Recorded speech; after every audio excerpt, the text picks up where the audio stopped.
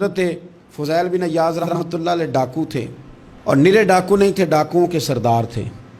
تو ارشاد فرماتے ہیں کہ میرا طریقہ یہ تھا کہ میں ایک پورے قافلے کی صورت میں حملہ کرتا تھا تو لوگ ڈرا کرتے تھے اگر کہ فضیل بن عیاض کے ڈاکوؤں نے حملہ کیا تو پھر نہیں بچتے۔ ایک دن گزر رہا تھا تو ایک قاری صاحب آیت پڑھ رہے تھے، لا تقنطوا من رحمت اللہ، اللہ کی رحمت سے کبھی نا امید نہ ہونا، ان اللہ یغفر الذنوب جمیعا، بے شک وہ سارے ہی گناہ معاف کر دے گا۔ آپ فرماتے ہیں میرے دل میں بات اثر کر گئی، ماننا ہے نا۔ جس نے نہیں ماننا اس نے 6666 آیتوں کا ترجمہ پڑھ کے بھی توجہ نہیں کرنی۔ آپ ارادہ کریں نا، آپ اپنی دل کی زمین کو زرخیز بنائیں۔ فرماتے ہیں میں فوراً وہ آیت سنی تو میں رویا، اور میں وہ حافظ صاحب کے پاس چلا گیا، ان سے اجازت لی، ان کے کمرے میں داخل ہوا۔ میں نے کہا آپ نے ابھی آیت پڑھی ہے کہ اللہ سارے گناہ معاف کر دے گا؟ تو جس بندے نے کئی سال ڈاکے ڈالے ہوں، بیٹیاں روتی رہتی ہوں پر وہ مال لے کے آ گیا ہو، مائیں واسطے دیتی رہتی ہوں پر وہ لوٹ کے نکل آیا ہو، اب جی اگر وہ بندہ بھی سچے دل سے توبہ کرے تو اللہ معاف کر دیتا ہے۔ تو آفو جی کہنے لگے میں کون ہوتا ہوں تمہیں کوئی تفسیر بتانے والا، میں نے تو قرآن کی آیت پڑھی ہے، میرا رب کہتا ہے لا تقنطوا من رحمت اللہ، تم نے مایوس نہیں ہونا، تم آ جانا، معافی مانگ لینا، ان اللہ یغفر الذنوب جمیعا، اللہ سارے ہی گناہ معاف فرما دے گا، اللہ سارے گناہ۔ تو یہ تو اللہ فرما رہا ہے۔ فضیل بن عیاض کہتے ہیں میں نے کہا ختم ہو گئی بات، توبہ بھائی۔ واپس آیا تو وہ میرے ساتھ جو تھے نا ان سے میں نے کہا سردار نیا تلاش کر لو بھائی۔ اب ارادے بدل گئے، پروگرام کچھ اور ہو گیا، اب تو لوگ ہمیں تانے دیں گے، اب تو لوگ باتیں کریں گے کہ اوتھے کی لین جانا ہے۔ فضیل بن عیاض کہنے لگے بس بھائی توبہ کرنی، اب تم کوئی اور سردار تلاش کر لو، اور اوپر سے نہیں کہا، توبہ کی تقریریں نہیں کی، دوسروں کو میسج نہیں بھیجے، اور لیکچر نہیں جھاڑے، رو کے کہا، درد سے کہا، دل سے کہا۔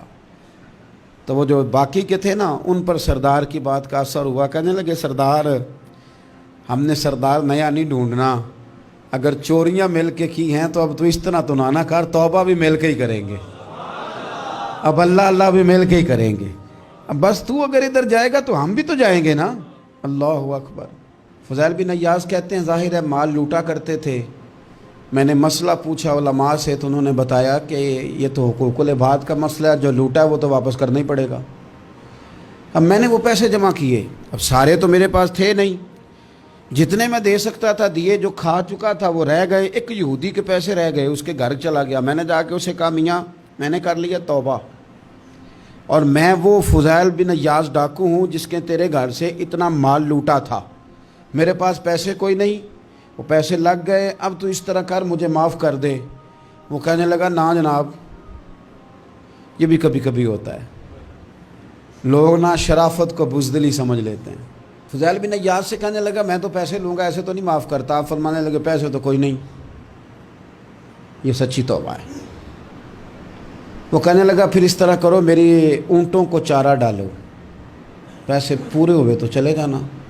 کل ڈاکو تھے، ابھی وہ تلوار چلانی آتی ہے، نیزہ چلانا آتا ہے، ڈٹنا آتا ہے، اعصاب مضبوط ہیں، مسئلہ کوئی نہیں، لیکن توبہ سچی کی ہے نا، یہ سچی توبہ والے لوگوں کا طریقہ ہے۔ اس سے کہہ سکتے تھے کہ جا آج تو لب دینی لے لے، تجھے کہا معاف کر دے، تو تیار ہی نہیں ماننے کو۔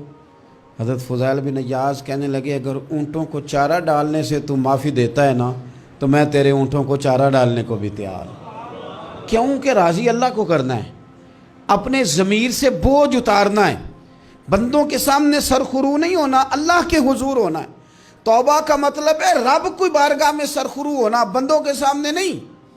حضرت فضیل بن عیاض صاحب کہنے لگے ڈالیں گے تیرے اونٹوں کو چارہ، کیوں نہیں ڈالنا؟